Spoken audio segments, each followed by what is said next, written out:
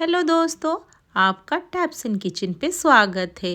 अगर आप समोसा कचौड़ी खाने का शौकीन है और आपके बच्चों को भी समोसा कचौड़ी बहुत ही ज़्यादा पसंद है तो ये रेसिपी आपके लिए है। क्योंकि बाहर का समोसा कचौड़ी सेहत के लिए अच्छा नहीं होता है और हम इसको घर पे ही बनाएंगे और बनाना जितना आसान है खाना उतना ही टेस्टी। इसके आगे समोसा कचौड़ी भी फेल हो जाएगा। तो चलिए फटाफट से हम ये बनाना शुरू करते हैं।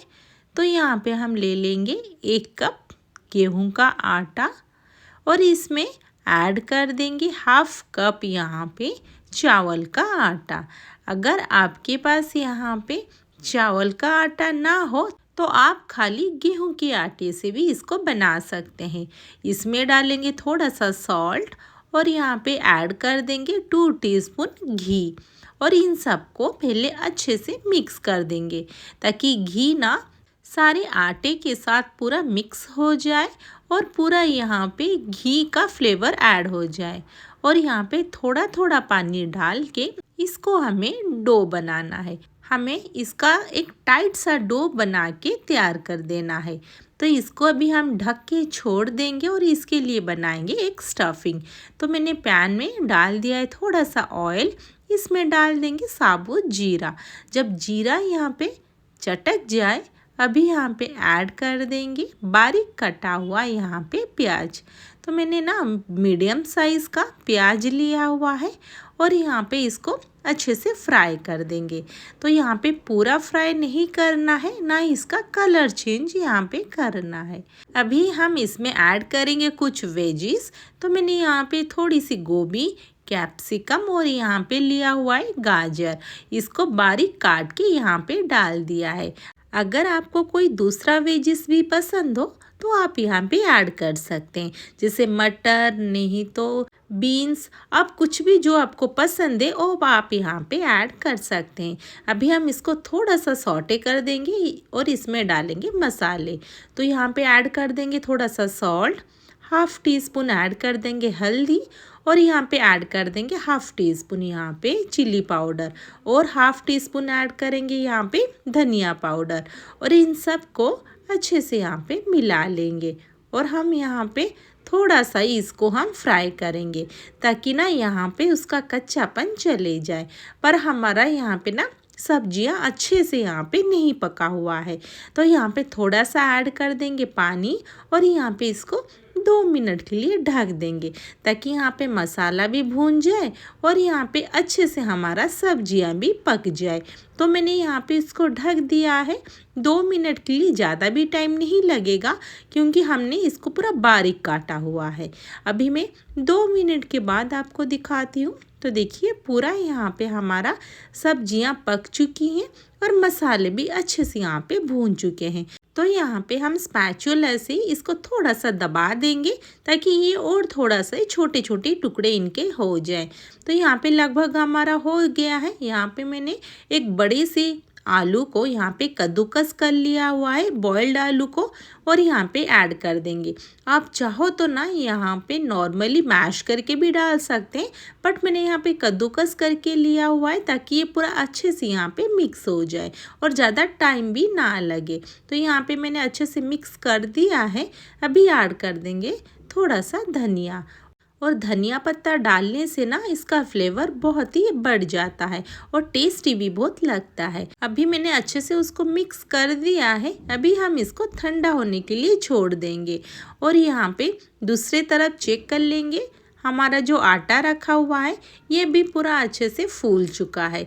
अभी हम इसको 2 बॉल्स बना लेंगे। एक बॉल्स को अभी यूज़ करेंगे और दूसरा को हम यहाँ पे ढक के रख देंगे, नहीं तो ना ये पूरा सूख जाएगा। यहाँ पे इसको हम अभी एक रोटी का शेप दे देंगे। तो थोड़ा सा डालेंगे आटा और यहाँ पे उसको बेल देंगे। तो यहाँ पे इसको ज़्यादा हमें पतला बिल्कुल भी नहीं बेलना है। तो यहाँ पे मैं दिखा रही हूँ, देखिए इतना ही हमें थिकनेस चाहिए। अभी हम इसके ऊपर डाल देंगे हमने जो किया हुआ था ना स्टफिंग, इसको हम थोड़ा थोड़ा से चारों तरफ फैला के डालना है। इसको एक पूरा पतला सा लेयर हमें यहाँ पे डाल देना है, बिल्कुल भी मोटा लेयर यहाँ पे नहीं डालना है। अभी पिज़्ज़ा कटर के मदद से इसको हम कट कर देंगे। अगर आपके पास पिज़्ज़ा कटर ना हो ना तो आप यहाँ पे नाइफ से भी कट कर सकते हैं। तो पिज़्ज़ा कटर की मदद से ना बहुत ही इजीली ये कट हो जाता है। तो यहाँ पे इसको हम छोटे छोटे यहाँ पे पीसेस कर देंगे, जैसे पिज़्ज़ा का पीसेस होता है ना, सेम ही वैसे ही। तो यहाँ पे मैंने टोटल 8 पीसेस कर दिया हुआ है। अभी हम क्या करेंगे, एक पीसेस को मैं आपको यहाँ पे दिखाती हूँ। पूरा बारीक से यहाँ पे इसके पीछे के पार्ट से हाथ से ही हमें यहाँ पे मोड़ना है, ताकि यहाँ पे ये पूरा रोल हो जाए। और यहाँ पे इसको धीरे धीरे ही करना है, तो आराम से ये चिपक जाएगा।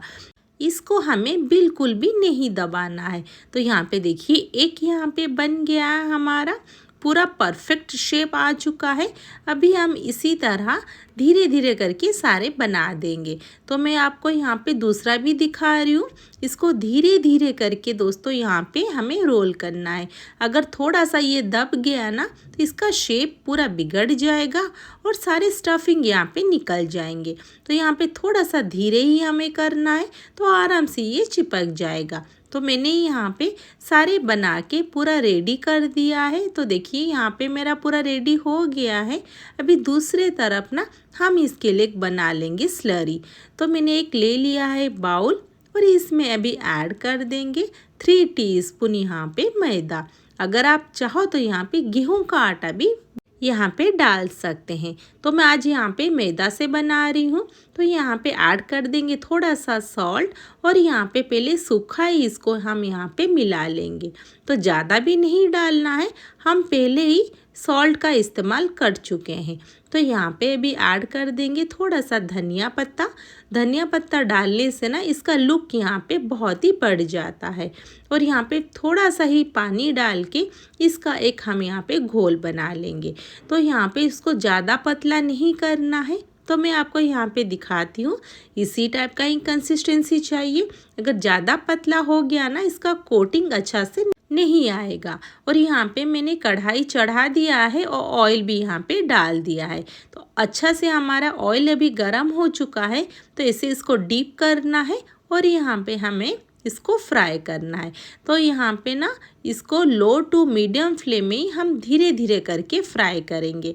इसको तुरंत ही हम मीडियम फ्लेम नहीं करेंगे।